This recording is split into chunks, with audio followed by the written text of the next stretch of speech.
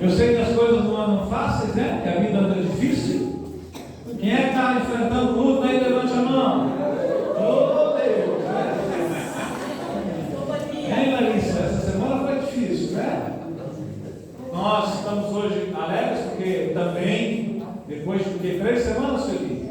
3 semanas internado no hospital. Hoje o seu Jerônimo, marido da Sueli, pai da Ju, né? O outro avô do Theo, voltou para casa, legal. Estavam intercedendo, orando por ele, estavam internados lá no Hospital das Nações, ficou vários dias na UTI, depois saiu, foi para o quarto, agora hoje está em casa, graças a Deus. Então, as lutas têm sido grandes, né? Quem tem lutas, né, tem a certeza da vitória, porque o Senhor está conosco. Meu Deus é maior, pastor. Nossa Deus é maior, com certeza nosso Deus é maior. Com certeza maior é o que está conosco do que aquele que está contra nós. Amém? Eu queria ler com você um texto que está no Evangelho de João, capítulo 13. Eu vou ler o verso do verso 1 até o verso 5. João 13, do 1 ao 5. Essa é uma semana assim, eu gosto muito de história. Eu sou uma pessoa muito ligada na história.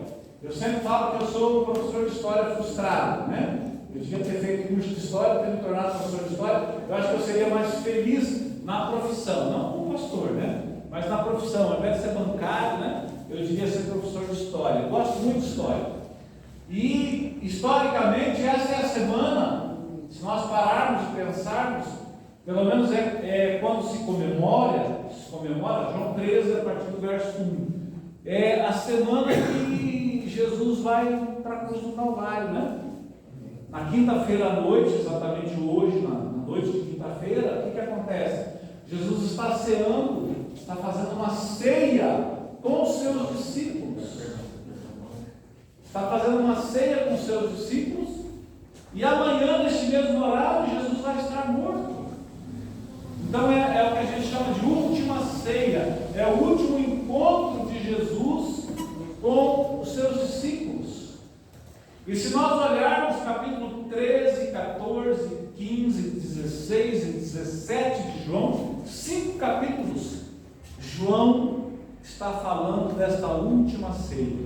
Ele está falando das instruções que Jesus deu, das últimas instruções que Jesus deu. E é interessante que Jesus deu. E é interessante você perceber o seguinte: João escreve o evangelho dele muitos anos depois de Jesus ter falecido, depois de Jesus ter ressuscitado e depois de Jesus ter subido aos céus. Ou seja, João escreve tudo isso aqui uma memória de um tempo bem longínquo, mas ele é muito fiel e ele escreve com riqueza de detalhes tudo aquilo que Jesus falou na sua última ceia, né?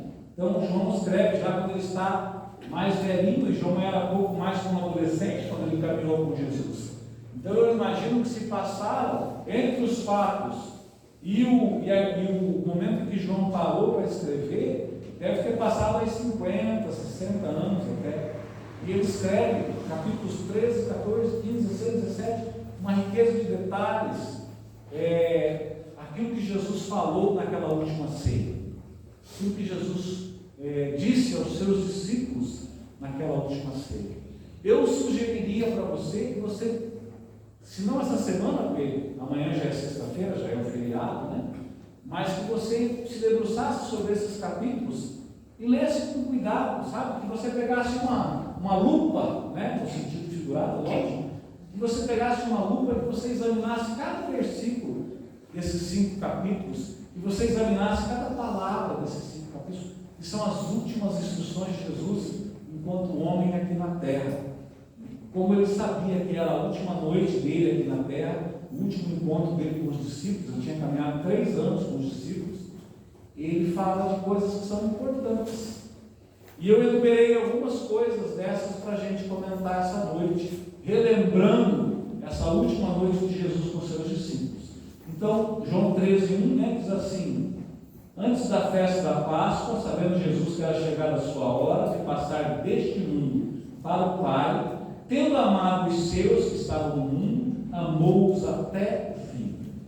Durante a ceia, tendo já o diabo posto no coração de Judas, filho de Simão Iscariotes, que traísse Jesus, sabendo este que o Pai tinha confiado tudo às suas mãos, que ele tinha vindo de Deus e voltava para Deus, levantou-se da ceia, tirou a vestimenta de cima e, pegando uma toalha, cingiu-se com ela. Em seguida, Jesus pôs água numa bacia e começou a lavar os pés dos discípulos e a enxugá-los com a toalha com que estava cingido. Amém? Fecha os teus olhos. Pai, fala conosco, Senhor, através da tua palavra, Deus. Precisamos da tua palavra, dependemos do teu Espírito Santo. Vem falar conosco, Senhor. Vem trazer um renovo na nossa vida nesse dia, Deus. Os dias são atribulados, Pai, a vida é difícil, a vida é dura, Deus, mas nós queremos um renovo através da tua palavra que é a água, Senhor, e ela venha sobre nós como água em terra seca, Deus. Traz ao nosso, a sequidão do nosso coração, o frescor da tua palavra nessa noite, em nome de Jesus. Amém. Amém? Amém. Só esse primeiro versículo que eu li aqui, eu já preguei sobre ele, apenas sobre ele. Diz assim: antes da festa da Páscoa, sabendo que Jesus era chegado a sua hora de passar deste mundo para o Pai, tendo amado os seus que estavam no mundo, amou-os até o fim.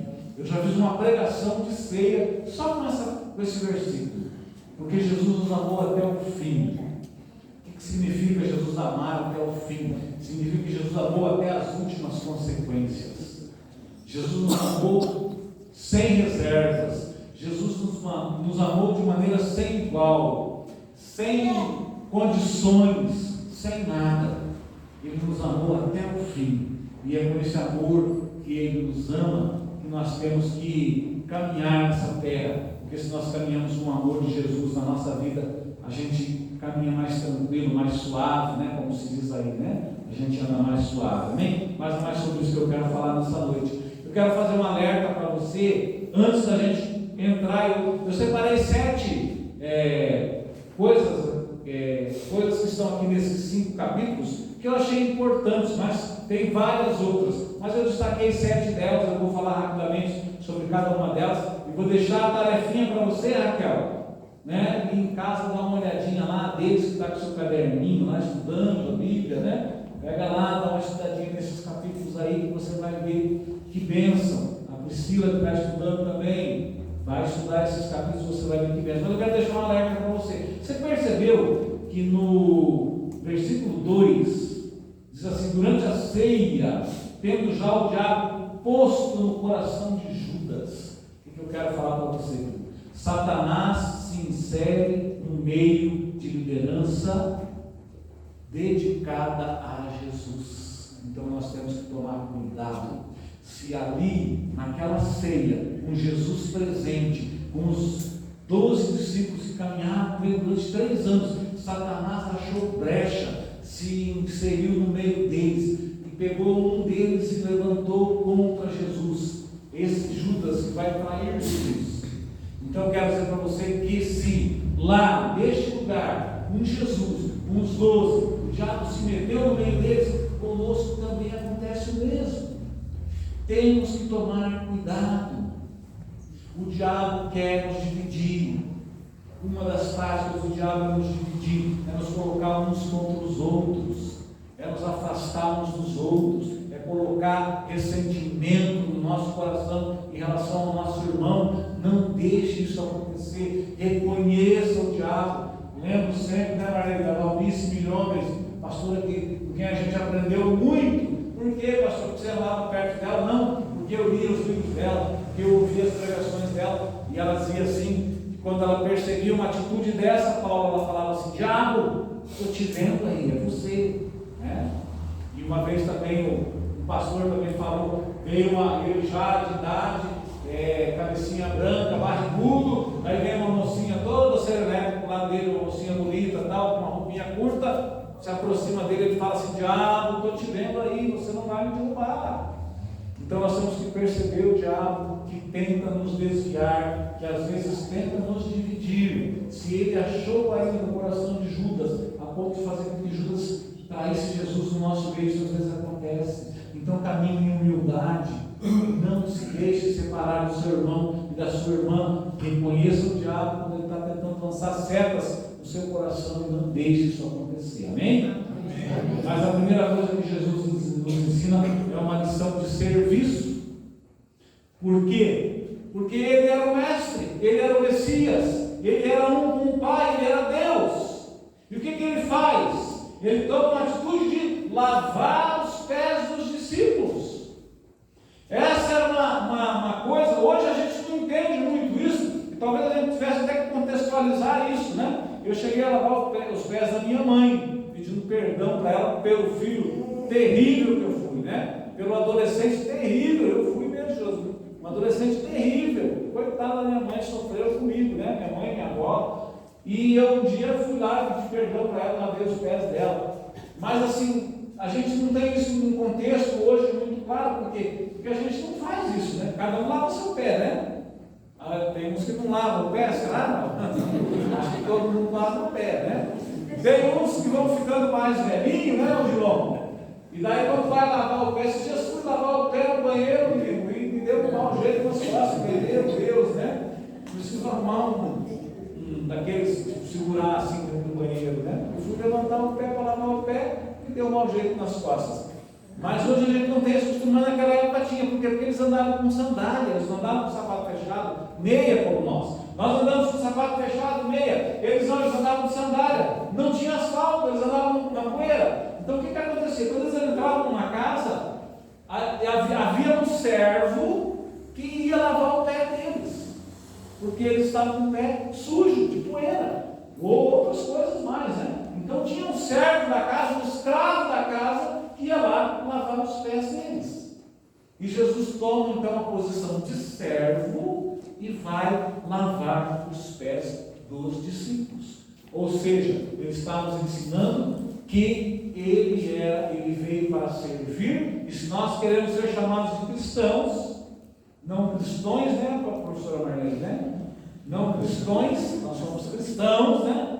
Se nós queremos ser chamados de cristãos, que nada mais é do que pequenos cristos, nós temos que fazer o que Jesus fez, temos que agir como Jesus agiu, ou seja, temos que servir.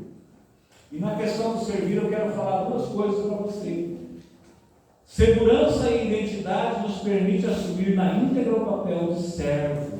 Nós lideramos de joelhos.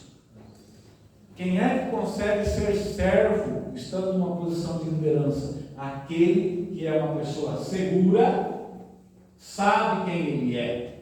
Segura é segurança e identidade.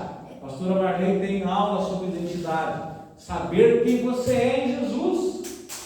Se você sabe quem você é em Jesus, vão falar mal de você e você não vai dar bola. Por quê? Porque você sabe quem você é. Ninguém vai te humilhar, ninguém vai te ofender, ninguém vai te diminuir, porque você sabe que você é filho de Deus. Você tem segurança nessa posição. Então você não tem medo. Amém. Amém? Amém. Você não tem medo porque você sabe quem ele é. Então pode falar o que quiser de você. Você não se abala. Né? Uma querida irmã aqui da igreja, um tempo atrás, me procurou ali fora e me chamou ali antes do culto e começou a falar porque meu irmão me xingou, porque meu irmão falou isso de mim, porque meu irmão falou isso. Eu falei, você é tudo isso? Não, não sou não. Por que você está preocupada? Qual é a tua preocupação? Não, você não é isso. Você é filho de Deus, amado por Deus, escolhido por Deus, separado por Deus. É isso que você é. Então, quando a gente tem segurança, quando a gente sabe quem nós somos, nós podemos nos humilhar e servir os outros, servir as pessoas. Essa é a primeira lição que eu deixo para você dessa noite que Jesus para, dessa noite de quinta-feira que Jesus faz uma ceia com os seus discípulos. Domingo nós comemoramos a ceia, né? Fizemos aqui, celebramos a ceia. Jesus reparte o pão, reparte o vinho com os seus discípulos. Amém? Então a primeira coisa segurança, amém? Segurança e identidade nos permite assumir o papel de servo, porque ninguém te diminui, amém? Hoje eu me encontrei uma ex-vereadora, né? A ex-vereadora Ivone, encontrei ela no mercado, aí ela me apresentou com o marido dela, falou assim: esse aqui é o pastor e vereador. Aí ela falou assim: primeiro pastor, né? Eu falei: isso, primeiro pastor, porque pastor eu sou, vereador eu estou, né? Mas não estarei para sempre, porque não tem que eu deixo de ser vereador, né? Quando Deus quiser eu deixo de ser, mas pastor eu sou. E ninguém tira a tua identidade quando você sabe que você é filho de Deus e você é amado por Deus. Não podem falar mal de você, podem fazer o que quiserem contra você, você não vai se abalar. Ah, pastor, quando fala eu me abalo. Então você não sabe ainda quem você é. Você não está firmado ainda na sua identidade como filho de Deus. Você precisa buscar a Deus para desenvolver isso no seu coração. Essa certeza e essa segurança de que você é filho de Deus e você é especial. Você não vai se abalar. Amém? Amém. A segunda coisa está lá em João 13, 34, 35. Não sei se o Felipe vai conseguir colocar ali, mas eu estou lendo aqui, ó. João 13. Eu falei, tem muitas coisas aqui, tá? Eu escolhi algumas delas. Não sei nem se vou falar todas, mas vamos ver no horário ali. Se não der, eu termino outro dia. 13, 34, 35 diz assim: ó, eu lhes dou um novo mandamento, que vocês amem uns aos outros, assim como eu os amei, que também vocês amem uns aos outros. Nisto todos conhecerão que vocês são meus discípulos, se tiverem amor uns aos outros. Então, Jesus está falando aqui sobre amor, e amor visível, amor prático, amor que é ação. O amor que Jesus prega é o amor que age em favor do outro, né? E eu anotei uma frasezinha aqui, ó: a essência do amor é valorizar a outra pessoa e parar de desvalorizá-la. A essência do amor é valorizar a outra pessoa e parar de desvalorizá-la. Você ama alguém? Você valoriza essa pessoa? Amém. Ou você desvaloriza? Você exalta as qualidades dela? Ou você fica apontando o dedo para os defeitos? O que Jesus nos ensina é esse amor prático, é esse amor que valoriza o outro mais do que a si mesmo. Então eu confio em você, né?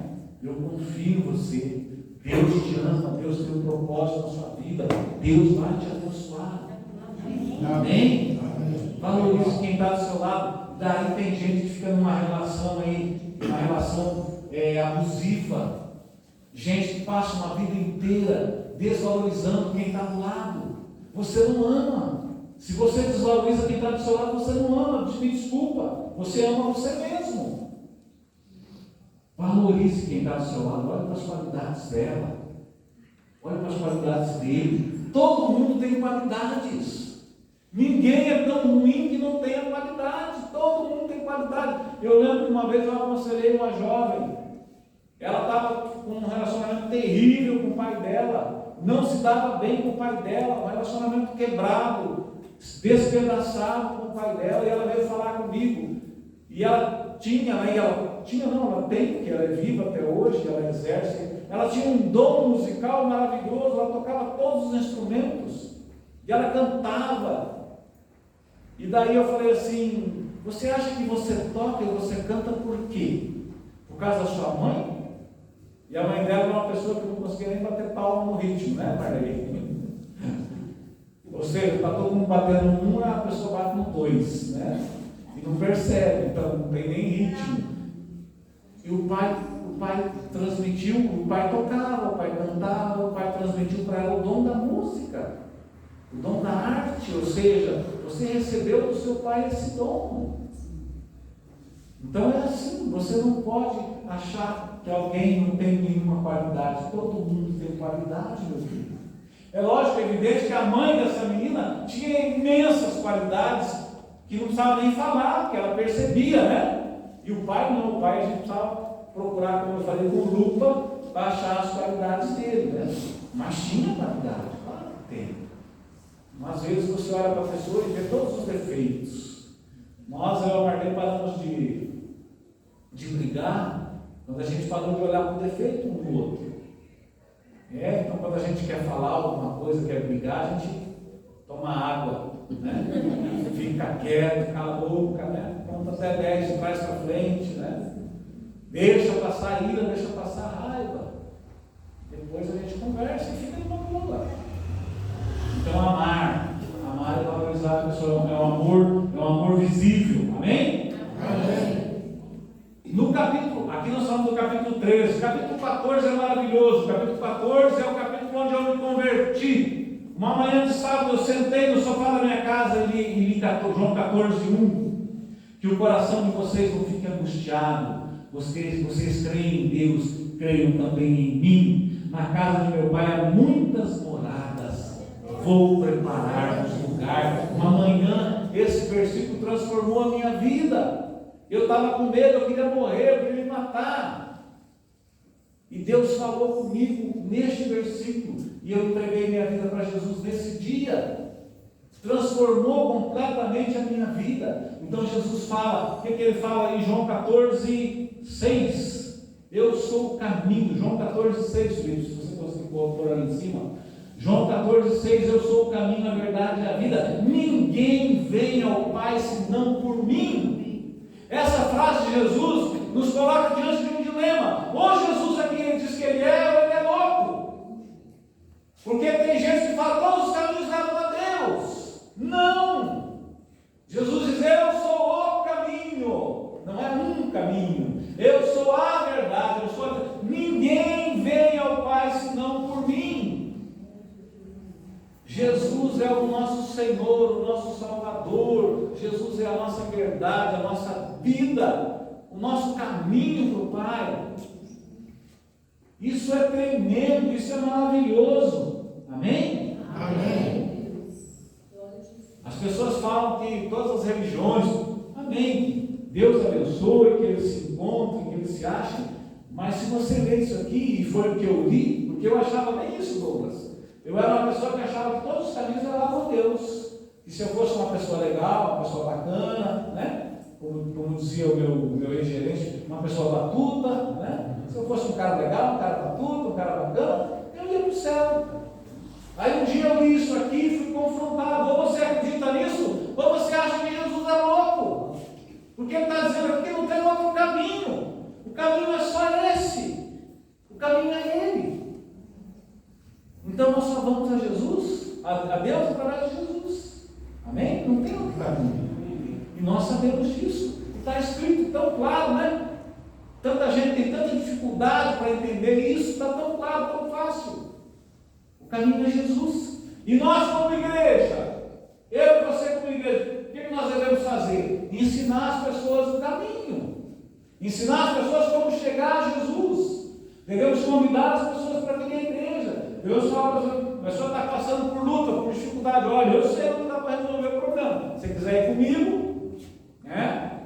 Tem gente que tem mais facilidade, né? Marli, a Priscila. Tem alguns aí que tem facilidade para convidar para vir, né? Tem gente que tem mais dificuldade. Eu não sou muito de ficar convidando mesmo, não, para falar bem a verdade. Mas tem gente que tem essa facilidade. Olha, você está com problema? Você está com dificuldade? Isso eu sei fazer. Quando me procuram às vezes, falam, estou com problema. Não tá, vou dizer para você. Solução é Jesus, meu amigo, não tem outro caminho. Você tem que ir para a igreja. Você tem que ler a Bíblia, você tem que orar, você tem que reconhecer Jesus como Salvador.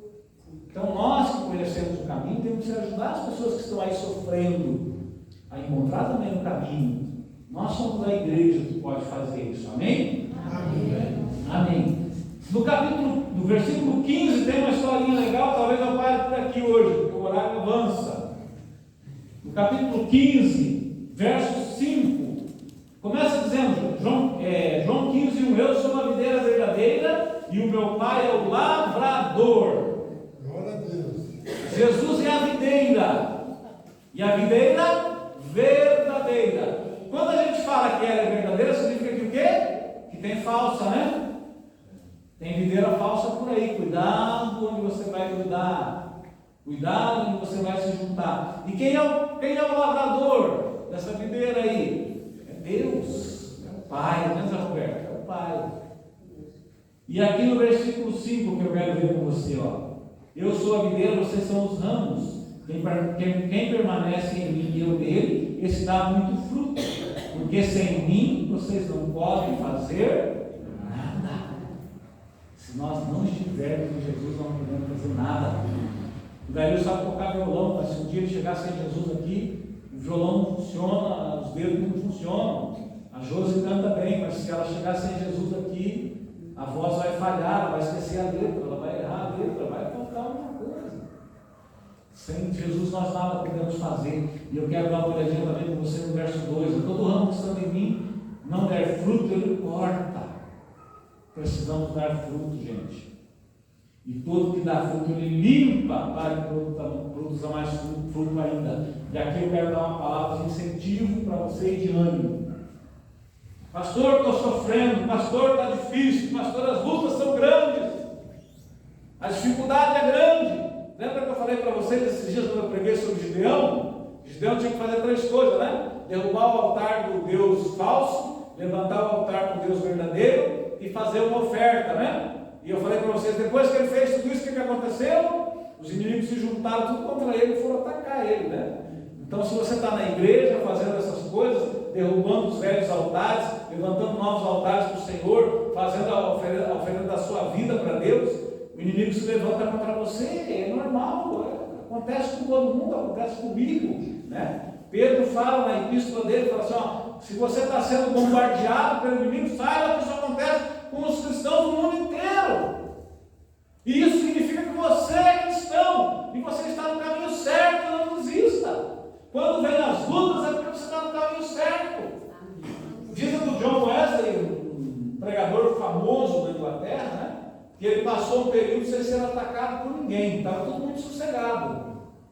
E ele começou a desconfiar, né? Opa, tem alguma coisa errada aí. Ninguém me ataca, ninguém fala nada contra mim, né? Acho que eu estou desviando, né? Porque eu não sou mais atacado. Aí um dia ele estava andando a cavalo, alguém joga uma pedra nele e fala, o seu pregadorzinho, não sei o que está com uma pedrada nele. Ele desceu do cavalo, se ajoelhou e agradeceu, Deus, muito obrigado. Eu ainda estou no caminho certo, que estou me atacando. Também tem um ditado assim, ninguém joga pedra em laranjeira que não tem laranja. Ninguém joga pedra em árvore que não tem fruto. Para que você vai jogar pedra na árvore que não tem fruto? Você joga quando tem fruto para ver se o fruto cai, né? E você come, né, Mariló? Né? Come o fruto, né? Senão você não joga pedra. Então, se você está sendo atacado, saiba que porque Deus está agindo na sua vida. Você precisa de perseverança, você não pode desistir, você não pode parar, entendeu? Então é isso que Jesus está dizendo aqui, ó. Todo que dá fruto, ele limpa. Para quê? Para que dê mais fruto ainda. Porque as lutas que vêm contra nós são para nos limpar, são para tirar de nós coisas que Deus não se agrada, que nos atrapalham na nossa frutificação. Se você tem uma árvore que tem muito galho, muita folha, ele dá pouco fruto, dá fruto pequeno, você tem que cortar, podar, para que os galhos fiquem fortes e deem frutos grandes, bons, saudáveis. Então, às vezes, Deus vai podar você, Deus vai te limpar, Deus vai fazer você passar pelo estreito, né? Pelas dificuldades, para que você possa ser aperfeiçoado em Deus. Amém? Amém? Amém? Eu vou parar por aqui. Os outros 3 eu falo no outro dia, tá? Porque o horário já avança e eu não quero passar o horário com vocês. Mas esse texto é maravilhoso. Segue aqui a sugestão para você. Leia João 13, 14, 15, 16, 17. No 17 ele ora por nós. Ele fala assim especificamente. Eu oro apenas, não apenas por estes, mas por aqueles que hão de crer. E aqueles que hão de crer somos eu e você. Jesus orou por mim. Jesus orou por você. Jesus orou por nós. Amém? Lá no capítulo 17 ele faz uma oração que chama-se de oração sacerdotal. Se você estiver assim triste, desanimado, vai lá e leia a oração que Jesus fez por você. A oração que Jesus fez por nós. Amém? Glória a Deus. Nós queremos já fazer a nossa campanha, mas antes quero orar com você. Feche os teus olhos. Pai, obrigado pela tua palavra, Senhor. Obrigado por este momento aqui. Que o Senhor possa completar no coração de cada um dos teus filhos a palavra que o Senhor colocou no meu coração, Deus. Que teu Espírito Santo leve, Senhor, aquilo que eles precisam receber nessa noite.